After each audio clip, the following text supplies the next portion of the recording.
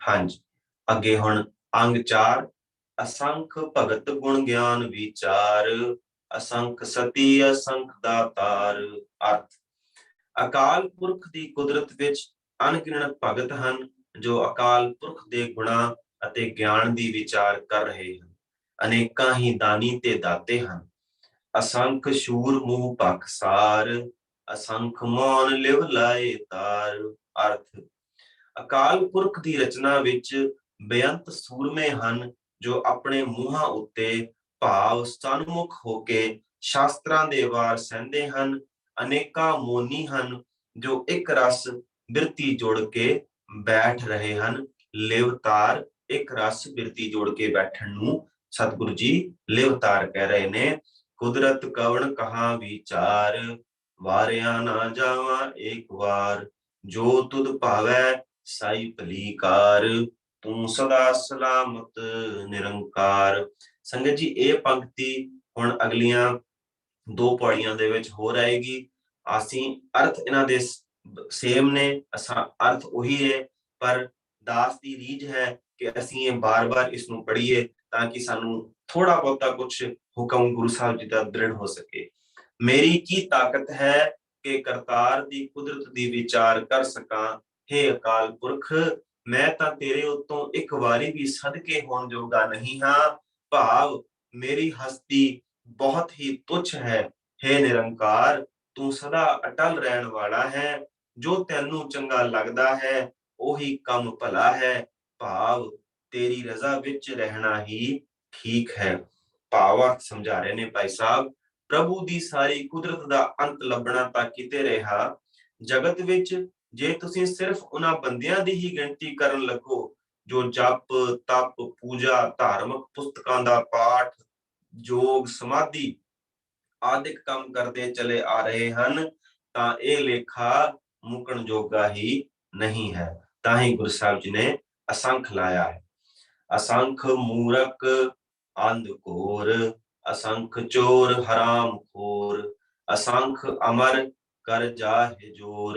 अर्थ ਨਿਰੰਕਾਰ ਦੀ ਰਚੀ ਹੋਈ ਸ੍ਰਿਸ਼ਟੀ ਵਿੱਚ ਅਨੇਕਾਂ ਹੀ ਮਹਾਮੂਰਖ ਹਨ, ਅਨੇਕਾਂ ਹੀ ਚੋਰ ਹਨ ਜੋ ਪਰਾਇਆ ਮਾਲ ਚੁਰਾ ਚੁਰਾ ਕੇ ਵਰਤ ਰਹੇ ਹਨ ਅਤੇ ਅਨੇਕਾਂ ਹੀ ਇਹੋ ਜਿਹੇ ਮਨੁੱਖ ਹਨ ਜੋ ਦੂਜਿਆਂ ਉੱਤੇ ਹੁਕਮ ਤੇ ਵਧੀਕੀਆਂ ਕਰਕੇ ਅੰਤ ਨੂੰ ਇਸ ਸੰਸਾਰ ਤੋਂ ਚਲੇ ਜਾਂਦੇ ਹਨ। असंख गलवड हत्या कमाहे असंख पापी पाप कर जाए। अर्थ अनेਕਾਂ ਹੀ ਖੂਨੀ ਮਨੁੱਖ ਲੋਕਾਂ ਦੇ ਗਲ ਵੱਢ ਰਹੇ ਹਨ ਤੇ ਅਨੇਕਾਂ ਹੀ ਪਾਪੀ ਮਨੁੱਖ ਪਾਪ ਕਮਾ ਕੇ ਆਖਰ ਇਸ ਦੁਨੀਆ ਤੋਂ ਤੁਰ ਜਾਂਦੇ ਹਨ। असंख कूड़ियार कूड़े फिराहे असंख मलेच्छ मल भख खाहे।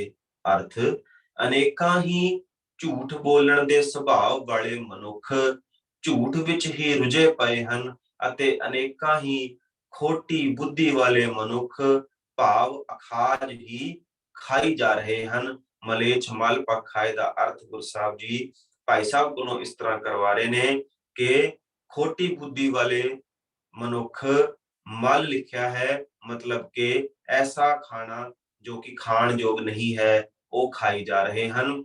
असंख निंदक सिर करे भार नानक नीच कहे विचार।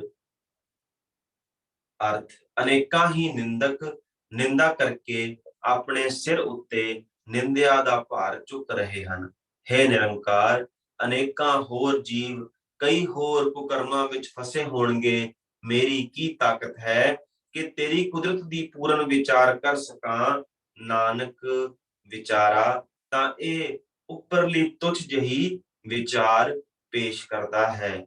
ਵਾਰਿਆ ਨਾ ਜਾਵਾਂ ਏਕ ਵਾਰ ਜੋ ਤੁਧ ਭਾਵੈ ਸਾਈ ਭਲੀ ਕਾਰ ਤੂੰ ਸਦਾ ਸਲਾਮਤ ਨਿਰੰਕਾਰ। ਅਰਥ ਮੈਂ ਤਾਂ ਤੇਰੇ ਉੱਤੇ ਇੱਕ ਵਾਰੀ ਵੀ ਸਦਕੇ ਹੋਣ ਜੋਗਾ ਨਹੀਂ ਹਾਂ। ਭਾਵ ਮੈਂ ਤੇਰੀ ਬੇਅੰਤ ਕੁਦਰਤ ਦੀ ਪੂਰਨ ਵਿਚਾਰ ਕਰਨ ਜੋਗਾ ਨਹੀਂ ਹਾਂ।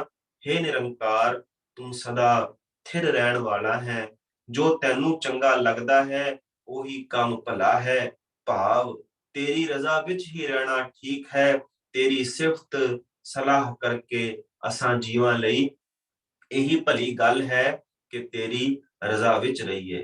भाव परमात्मा दी सारी कुदरत दा अंत लभना तां किते रहा जे तुसीं जगत दे सिर्फ चोर, धाड़वी, ठग, निंदक आदिक बंदियां दा ही हिसाब लाण लगो तां इन्हां दा भी कोई अंत नहीं, कोई अंत नहीं। जद तो जगत बनिया है बेअंत जीव विकारां विच ही ग्रसे चले आ रहे हन।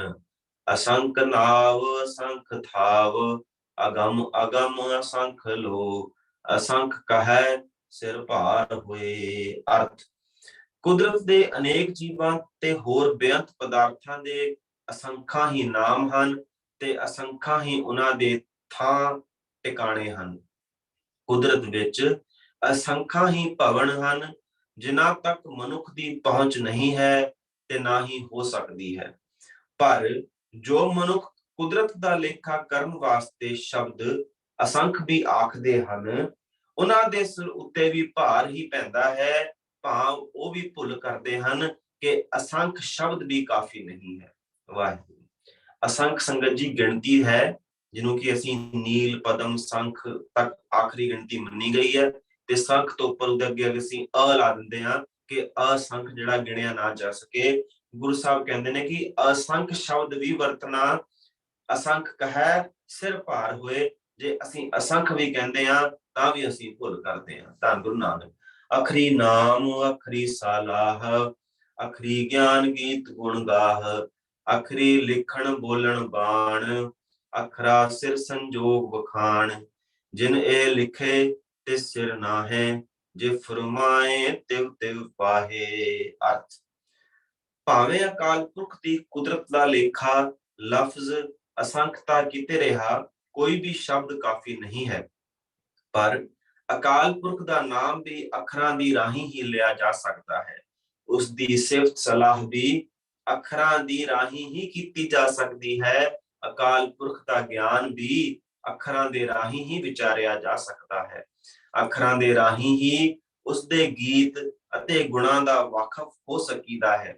ਬੋਲੀ ਦਾ ਲਿਖਣਾ ਤੇ ਬੋਲਣਾ ਵੀ ਅੱਖਰਾਂ ਦੇ ਰਾਹੀਂ ਹੀ ਦੱਸਿਆ ਜਾ ਸਕਦਾ ਹੈ। ਇਸ ਕਰਕੇ ਸ਼ਬਦ ਅਸੰਖ ਵਰਤਿਆ ਗਿਆ ਹੈ। ਉਂਝ ਜਿਸ ਅਕਾਲ ਪੁਰਖ ਨੇ ਜੀਵਾਂ ਦੇ ਸੰਜੋਗ ਦੇ ਇਹ ਅੱਖਰ ਲਿਖੇ ਹਨ, ਉਸ ਦੇ ਸਿਰ ਉੱਤੇ ਕੋਈ ਲੇਖ ਨਹੀਂ ਹੈ। ਭਾਵ ਕੋਈ ਮਨੁੱਖ ਉਸ ਅਕਾਲ ਪੁਰਖ ਦਾ ਲੇਖਾ ਨਹੀਂ ਕਰ ਸਕਦਾ। ਜਿਸ ਤਰ੍ਹਾਂ ਉਹ ਅਕਾਲ ਪੁਰਖ ਹੁਕਮ ਕਰਦਾ ਹੈ, ਉਸੇ ਤਰ੍ਹਾਂ ਜੀਵ ਆਪਣੇ ਸੰਜੋਗ ਭੋਗਦੇ ਹਨ। ਜੇਤਾ ਕੀਤਾ ਤੇਤਾ ਨਾਉ, ਵਿਣ ਨਾਵੈ ਨਾਹੀ ਕੋ ਥਾਉ। ਅਰਥ ਇਹ ਸਾਰਾ ਸੰਸਾਰ ਜੋ ਅਕਾਲ ਪੁਰਖ ਨੇ ਬਣਾਇਆ ਹੈ, ਇਹ ਉਸਦਾ ਸਰੂਪ ਹੈ। ਇਹ ਵਿਸ ਸੰਸਾਰ ਤੁਮ ਦੇਖਦੇ, ਇਹ ਹਰ ਕਾ ਰੂਪ ਹੈ, ਹਰ ਰੂਪ ਨਦਰੀ ਆਇਆ। ਕੋਈ ਥਾਂ ਅਕਾਲ ਪੁਰਖ ਦੇ ਸਰੂਪ ਤੋਂ ਖਾਲੀ ਨਹੀਂ ਹੈ। ਭਾਵ ਜਿਹੜੀ ਥਾਂ ਜਾਂ ਪਦਾਰਥ ਵੇਖੀਏ ਉਹੀ ਅਕਾਲ ਪੁਰਖ ਦਾ ਸਰੂਪ ਦਿਸਦਾ ਹੈ। ਸ੍ਰਿਸ਼ਟੀ ਦਾ ਜ਼ਰਰਾ ਜ਼ਰਰਾ ਅਕਾਲ ਪੁਰਖ ਦਾ ਹੀ ਸਰੂਪ ਹੈ। ਕੁਦਰਤ ਕਵਣ ਕਹਾ ਵਿਚਾਰ, ਵਾਰਿਆ ਨਾ ਜਾਵਾਂ ਏਕ ਵਾਰ, ਜੋ ਤੁਧ ਭਾਵੈ ਸਾਈ ਭਲੀ ਕਾਰ, ਤੂੰ ਸਦਾ ਸਲਾਮਤ ਨਿਰੰਕਾਰ। ਅਰਥ ਮੇਰੀ ਕੀ ਤਾਕਤ ਹੈ ਕਿ ਕਰਤਾਰ ਦੀ ਕੁਦਰਤ ਦੀ ਵਿਚਾਰ ਕਰ ਸਕਾਂ। हे ਅਕਾਲ ਪੁਰਖ, ਮੈਂ ਤਾਂ ਤੇਰੇ ਉੱਤੋਂ ਇੱਕ ਵਾਰੀ ਵੀ ਸਦਕੇ ਹੋਣ ਜੋਗਾ ਨਹੀਂ ਹਾਂ। ਭਾਵ ਮੇਰੀ ਹਸਤੀ ਬਹੁਤ ਹੀ ਤੁੱਛ ਹੈ। हे ਨਿਰੰਕਾਰ, ਤੂੰ ਸਦਾ ਸਥਿਰ ਰਹਿਣ ਵਾਲਾ ਹੈ। ਜੋ ਤੈਨੂੰ ਚੰਗਾ ਲੱਗਦਾ ਹੈ ਉਹੀ ਕੰਮ ਭਲਾ ਹੈ। ਭਾਵ ਤੇਰੀ ਰਜ਼ਾ ਵਿੱਚ ਰਹਿਣਾ ਹੀ ਅਸਾਂ ਜੀਵਾਂ ਲਈ ਭਲੀ ਗੱਲ ਹੈ। ਭਾਵ ਸਮਝਾ ਰਹੇ ਨੇ ਭਾਈ ਸਾਹਿਬ, ਭਲਾ ਕਿਤਨੀਆਂ ਧਰਤੀਆਂ ਤੇ ਕਿਤਨੇ ਕੁ ਜੀਵ ਪ੍ਰਭੂ ਨੇ ਰਚੇ ਹਨ। ਮਨੁੱਖਾਂ ਦੀ ਕਿਸੇ ਬੋਲੀ ਵਿੱਚ ਕੋਈ ਐਸਾ ਲਫ਼ਜ਼ ਹੀ ਨਹੀਂ ਜੋ ਇਹ ਲੇਖਾ ਦੱਸ ਸਕੇ। ਬੋਲੀ ਵੀ ਰੱਬ ਵੱਲੋਂ ਇੱਕ ਦਾਤ ਮਿਲੀ ਹੈ, ਪਰ ਇਹ ਮਿਲੀ ਹੈ ਸਿਫਤ ਸਲਾਹ ਕਰਨ ਲਈ। ਇਹ ਨਹੀਂ ਹੋ ਸਕਦਾ ਕਿ ਇਸ ਦੀ ਰਾਹੀਂ ਮਨੁੱਖ ਪ੍ਰਭੂ ਦਾ ਅੰਤ ਪਾ ਸਕੇ। ਦੇਖੋ ਬੇਅੰਤ ਹੈ ਉਸਦੀ ਕੁਦਰਤ ਤੇ ਇਸ ਵਿੱਚ ਜਿੱਧਰ ਤੱਕੋ ਉਹ ਆਪ ਹੀ ਆਪ ਮੌਜੂਦ ਹੈ। ਕੌਣ ਅੰਦਾਜ਼ਾ ਲਾ ਸਕਦਾ ਹੈ कि वो केडा वड्डा है ते उसकी रचना कितनीक है। भरिए हथ पैर धन दे, पानी तो तै उतरस है। अर्थ, जे हथ जा पैर ਜਾਂ ਸਰੀਰ ਲਿਬੜ ਜਾਏ ਤਾਂ ਪਾਣੀ ਨਾਲ ਧੋਤਿਆਂ ਉਹ ਮੈਲ ਉਤਰ ਜਾਂਦੀ ਹੈ। ਸੰਗਤ ਜੀ, ਇੱਥੇ ਇੱਕ ਦੋ ਵਿਚਾਰ ਕਿ ਤਨ ਹੋਰ ਦੇ ਦੋ ਜਗ੍ਹਾ ਇਕੱਠੇ ਯੂਜ਼ ਹੋਏ ਨੇ। ਭਾਈ ਸਾਹਿਬ ਨੇ ਇੱਥੇ ਪਦ ਅਰਥ ਦੇ ਵਿੱਚ ਦੋਨਾਂ ਦੇ ਅਰਥ ਸਰੀਰ ਲਿਖੇ ਨੇ, ਪਰ ਇਹ ਗ੍ਰਾਮਰ ਕਰਕੇ ਇਹਦਾ ਬਹੁਵਚਨ ਪੁਲਿੰਗ ਤੇ ਏਕ ਵਚਨ ਸਤਰੀਲਿੰਗ ਦਾ ਵੀ ਇੱਥੇ ਕੋਈ ਵਿਸਥਾਰ ਕਿਤੇ ਕਿਤੇ ਪੜਨ ਨੂੰ ਮਿਲਦਾ ਹੈ। ਤਾਂ ਸੰਗਤ ਦੇ ਨਾਲ ਉਹ ਫਿਰ ਅਸੀਂ ਕਦੀ ਹੋਰ ਮੌਕਾ ਮਿਲੇਗਾ ਤੇ ਫਿਰ ਸ਼ੇਅਰ ਕਰਾਂਗੇ ਜੀ। ਫਿਲਹਾਲ ਅਰਥ ਇਹ ਲੱਗਦੇ ਨੇ ਕਿ ਜੇ ਹੱਥ ਜਾਂ ਪੈਰ ਜਾਂ ਸਰੀਰ ਲਿਬੜ ਜਾਏ ਤਾਂ ਪਾਣੀ ਨਾਲ ਧੋਤਿਆਂ ਉਹ ਮੈਲ ਉਤਰ ਜਾਂਦੀ ਹੈ। ਮੂਤ ਪਲੀਤੀ ਕੱਪੜ ਹੋਏ, ਦੇ ਸਾਬੂਨ ਲਈਐ ਉਹ ਧੋਏ। ਅਰਥ, ਜੇ ਕੋਈ ਕਪੜਾ ਮੂਤਰ ਨਾਲ ਗੰਦਾ ਹੋ ਜਾਏ ਤਾਂ ਸਾਬਣ ਲਾ ਕੇ ਉਸ ਨੂੰ ਧੋ ਲਈਦਾ ਹੈ। ਭਰੀਐ ਮਤ ਪਾਪਾਂ ਕੈ ਸੰਗ, ਉਹ ਧੋਪੈ ਨਾਵੈ ਕੈ ਰੰਗ। ਅਰਥ, ਪਰ ਜੇ ਮਨੁੱਖ ਦੀ ਬੁੱਧੀ ਪਾਪਾਂ ਨਾਲ ਮਲੀਨ ਹੋ ਜਾਏ ਤਾਂ ਉਹ ਪਾਪ ਅਕਾਲ ਪੁਰਖ ਦੇ ਨਾਮ ਵਿੱਚ ਪਿਆਰ ਕਰਨ ਨਾਲ ਹੀ ਧੋਇਆ ਜਾ ਸਕਦਾ ਹੈ। ਪੁੰਨੀ ਪਾਪੀ ਆਖਣ ਨਾ ਹੈ, ਕਰ ਕਰ ਕਰਨਾ ਲਿਖ ਲੈ ਜਾਹੁ। ਆਪੇ ਬੀਜ ਆਪੇ ਹੀ ਖਾਹੁ, ਨਾਨਕ ਹੁਕਮੀ ਆਵੋ ਜਾਉ। ਅਰਥ, हे ਨਾਨਕ, ਪੁੰਨ ਜਾਂ ਪਾਪ ਨਿਰਾ ਨਾਮ ਹੀ ਨਹੀਂ ਹੈ, ਭਾਵ ਨਿਰਾ ਕਹਿਣ ਮਾਤਰ ਨਹੀਂ ਹੈ, ਸੱਚਮੁੱਚ ਹੀ ਹੈ। ਤੂੰ ਜਿਹੋ ਜਿਹੇ ਕਰਮ ਕਰੇਗਾ ਤਿਹੋ ਜਿਹੇ ਸੰਸਕਾਰ ਆਪਣੇ ਅੰਦਰ ਉਕਰ ਕੇ ਨਾਲ ਲੈ ਜਾਏਗਾ। ਜੋ ਕੁਝ ਤੂੰ ਬੀਜੇਗਾ ਉਸ ਦਾ ਫਲ ਆਪ ਹੀ ਖਾਏਗਾ। ਆਪਣੇ ਬੀਜੇ ਅਨੁਸਾਰ ਅਕਾਲ ਪੁਰਖ ਦੇ ਹੁਕਮ ਵਿੱਚ ਜਨਮ ਮਰਨ ਦੇ ਗੇੜ ਵਿੱਚ ਪਿਆ ਰਹੇਗਾ। ਭਾਵ, ਮਾਇਆ ਦੇ ਪ੍ਰਭਾਵ ਦੇ ਕਾਰਨ ਮਨੁੱਖ ਵਿਕਾਰਾਂ ਵਿੱਚ ਪੈ ਜਾਂਦਾ ਹੈ ਤੇ ਇਸ ਦੀ ਮਤ ਮੈਲੀ ਹੋ ਜਾਂਦੀ ਹੈ। ਇਹ ਮੈਲ ਇਸ ਨੂੰ ਸੁੱਧ ਸਰੂਪ ਪਰਮਾਤਮਾ ਤੋਂ ਵਿਛੋੜ ਰੱਖਦੀ ਹੈ ਤੇ ਜੀਵ ਦੁਖੀ ਰਹਿੰਦਾ ਹੈ। ਨਾਮ ਸਿਮਰਨ ਹੀ ਇੱਕੋ ਇੱਕ ਵਸੀਲਾ ਹੈ ਜਿਸ ਨਾਲ ਮਨ ਦੀ ਇਹ ਮੈਲ ਧੁਲ ਸਕਦੀ ਹੈ, ਸਾਫ਼ ਹੋ ਸਕਦੀ ਹੈ। ਸੋ ਸਿਮਰਨ ਤਾਂ ਵਿਕਾਰਾਂ ਦੀ ਮੈਲ ਧੋ ਕੇ ਮਨ ਨੂੰ ਪ੍ਰਭੂ ਨਾਲ ਮਿਲਣ ਵਾਸਤੇ ਹੈ। ਪ੍ਰਭ ਦੇ ਉਸ ਦੀ ਰਚਨਾ ਦਾ ਅੰਤ ਪਾਉਣ ਲਈ ਜੀਵ ਨੂੰ ਸਮਰੱਥ ਨਹੀਂ ਬਣਾ ਸਕਦਾ, ਨਹੀਂ ਬਣਾ ਸਕਦਾ। ਤੀਰਥ ਤਪ ਦਇਆ ਦਤ ਦਾਨ, ਜੇ ਕੋ ਪਾਵੈ ਤਿਲ ਕਾ ਮਾਨ। ਅਰਥ, ਤੀਰਥ ਯਾਤਰਾ, ਤਪਾਂ ਦੀ ਸਾਧਨਾ, ਜੀਆਂ ਤੇ ਦਇਆ ਕਰਨੀ, ਦਿੱਤਾ ਹੋਇਆ ਦਾਨ, ਇਹਨਾਂ ਕਰਮਾਂ ਦੇ ਵੱਟੇ ਜੇ ਕਿਸੇ ਮਨੁੱਖ ਨੂੰ ਕੋਈ ਵਡਿਆਈ ਮਿਲ ਵੀ ਜਾਏ ਤਾਂ ਰਤਾ ਮਾਤਰ ਹੀ ਮਿਲਦੀ ਹੈ। ਤਿਲ ਕਾ ਮਾਨ ਮਤਲਬ ਥੋੜੀ ਜਿਹੀ ਰੱਤੀ ਭਰ ਹੀ ਮਿਲਦੀ ਹੈ। ਸੁਣਿਆ ਮੰਨਿਆ ਮਨ ਕੀਤਾ ਭਾਉ, ਅੰਤਰਗਤ ਤੀਰਥ ਮਲ ਨਾਉ। ਅਰਥ, ਪਰ ਜਿਸ ਮਨੁੱਖ ਨੇ ਅਕਾਲ ਪੁਰਖ ਦੇ ਨਾਮ ਵਿੱਚ ਸੁਰਤ ਜੋੜੀ ਹੈ, ਜਿਸ ਦਾ ਮਨ ਨਾਮ ਵਿੱਚ ਪਤੀਜ ਗਿਆ ਹੈ ਅਤੇ ਜਿਸਨੇ ਆਪਣੇ ਮਨ ਵਿੱਚ ਅਕਾਲ ਪੁਰਖ ਦਾ ਪਿਆਰ ਜਮਾਇਆ ਹੈ, ਉਸ ਮਨੁੱਖ ਨੇ ਮਾਨੋ ਆਪਣੇ ਅੰਦਰਲੇ ਤੀਰਥ ਵਿੱਚ ਮਲ ਮਲ ਕੇ ਇਸ਼ਨਾਨ ਕਰ ਲਿਆ ਹੈ। ਅੰਤਰਗਤ ਤੀਰਥ ਮਲ ਨਾਉ। ਸੰਗਤ ਜੀ, ਇੱਥੇ ਨਾਉ ਤੇ ਨਾਉ ਦਾ ਥੋੜਾ ਜਿਹਾ ਧਿਆਨ ਰੱਖਣਾ। ਉਚਾਰਨ ਕਰਦੇ ਹੋਏ ਨੰਨੇ ਨੂੰ ਥੋੜਾ ਜਿਹਾ ਭਾਰਾਪਣ ਦੇ ਕੇ, ਜਿੱਦਾਂ ਅਸੀਂ ਕਹਿੰਦੇ ਹਾਂ ਕਿ ਆਓ ਨਹਾ ਲਈਏ, ਇਸ਼ਨਾਨ ਕਰ ਲਈਏ, ਉਸ ਤਰ੍ਹਾਂ ਅੰਤਰਗਤ ਤੀਰਥ ਮਲ ਨਾਉ। ਇਹੀ ਇੱਥੇ ਭਾਈ ਸਾਹਿਬ ਸਮਝਾ ਰਹੇ ਨੇ ਕਿ ਆਪਣੇ ਅੰਦਰਲੇ ਤੀਰਥ ਵਿੱਚ ਮਲ ਮਲ ਕੇ ਇਸ਼ਨਾਨ ਕਰ ਲਿਆ ਹੈ। ਭਾਵ ਉਸ ਮਨੁੱਖ ਨੇ ਆਪਣੇ ਅੰਤਰ ਵਸ ਰਹੇ ਅਕਾਲ ਪੁਰਖ ਵਿੱਚ ਜੁੜ ਕੇ ਚੰਗੀ ਤਰ੍ਹਾਂ ਆਪਣੇ ਮਨ ਦੀ ਮੈਲ ਲਾ ਲਈ ਹੈ। ਸਭ ਗੁਣ ਤੇਰੇ ਮੈਂ ਨਾਹੀ ਕੋਏ, ਬਿਨ ਗੁਣ ਕੀਤੇ ਭਗਤ ਨਾ ਹੋਏ। ਸਵਸਤ ਆਖ ਬਾਣੀ ਬਰਮਾਓ, ਸਤ ਸੁਹਾਣ ਸਦਾ ਮਨ ਚਾਓ। ਅਰਥ, हे ਅਕਾਲ ਪੁਰਖ, ਜੇ ਤੂੰ ਆਪ ਆਪਣੇ ਗੁਣ ਮੇਰੇ ਵਿੱਚ ਪੈਦਾ ਨਾ ਕਰੇ ਤਾਂ ਮੇਥੋਂ ਤੇਰੀ ਭਗਤੀ ਨਹੀਂ ਹੋ ਸਕਦੀ। मेरी कोई तरतीब नहीं, मेरी कोई पहुंच नहीं कि मैं तेरे गुण गा सकां। ये सब तेरियां ही वडियाइयां हैं। हे निरंकार, तेरी सदा जय होवे। तू आपे ही माया है, तू आपे ही बाणी है, तू आपे ही ब्रह्मा है। भाव इस सृष्टि ਨੂੰ ਬਣਾਉਣ ਵਾਲੇ ਮਾਇਆ, ਬਾਣੀ ਜਾਂ ਬ੍ਰਹਮਾ ਇਥੋਂ ਵੱਖਰੀ ਹਸਤੀ ਵਾਲੇ ਨਹੀਂ ਹਨ, ਜੋ ਲੋਕਾਂ ਦੇ ਮਨ ਰੱਖੇ ਹਨ, ਜੋ ਲੋਕਾਂ ਨੇ ਮੰਨੇ ਹੋਏ ਹਨ ਜਾਂ ਮਨ ਰੱਖੇ ਹਨ। ਤੂੰ ਸਦਾ ਥਿਰ ਹੈ, ਸੋਹਣਾ ਹੈ, ਤੇਰੇ ਮਨ ਵਿੱਚ ਸਦਾ ਖਿੜਾਓ ਹੈ। ਤੂੰ ਹੀ ਜਗਤ ਰਚਣ ਵਾਲਾ ਹੈ, ਤੈਨੂੰ ਹੀ ਪਤਾ ਹੈ ਤੂੰ ਕਦੋਂ ਕਦ ਕੀ ਬਣਿਆ ਤੇ ਕਦੋਂ ਕਿਉਂ ਕੀ ਬਣਾਇਆ। ਕਵਣ ਸੋ ਵੇਲਾ ਵਕਤ ਕਵਣ, ਕਵਣ ਥਿਤ ਕਵਣ ਵਾਰ, ਕਵਣ ਸਿਰ ਉੱਤੀ ਮਾਹ, ਕਵਣ ਜਿਤ ਹੋਆ ਆਕਾਰ। ਅਰਥ ਕਿਹੜਾ ਉਹ ਵੇਲਾ ਤੇ ਵਕਤ ਸੀ, ਕਿਹੜੀ ਥਿਤ ਸੀ, ਥਿਤ ਮਤਲਬ ਤਰੀ, ਕਿਹੜੀ ਥਿਤ ਸੀ, ਕਿਹੜਾ ਦਿਨ ਸੀ, ਕਿਹੜੀਆਂ ਉਹ ਰੁੱਤਾਂ ਸਨ ਅਤੇ ਕਿਹੜਾ ਉਹ ਮਹੀਨਾ ਸੀ ਜਦੋਂ ਇਹ ਸੰਸਾਰ ਬਣਿਆ ਸੀ। ਵੇਲਾ ਪਾਈਆ ਪੰਡਤੀ ਜੇ ਹੋਵੇ ਲੇਖ ਪੁਰਾਨ, ਵਕਤ ਨਾ ਪਾਈਓ ਕਾਦੀਆਂ ਜੇ ਲਿਖਣ ਲੇਖ ਪੁਰਾਣ। ਅਰਥ ਕਦੋਂ ਇਹ ਸੰਸਾਰ ਬਣਿਆ ਉਸ ਸਮੇਂ ਦਾ ਪੰਡਤਾਂ ਨੂੰ ਵੀ ਪਤਾ ਨਾ ਲੱਗਾ ਤਾਂ ਇਹ ਮਜ਼ਮੂਨ ਉੱਤੇ ਵੀ ਇੱਕ ਪੁਰਾਣ ਲਿਖਿਆ ਹੁੰਦਾ ਜੇ ਪਤਾ ਲੱਗ ਜਾਂਦਾ।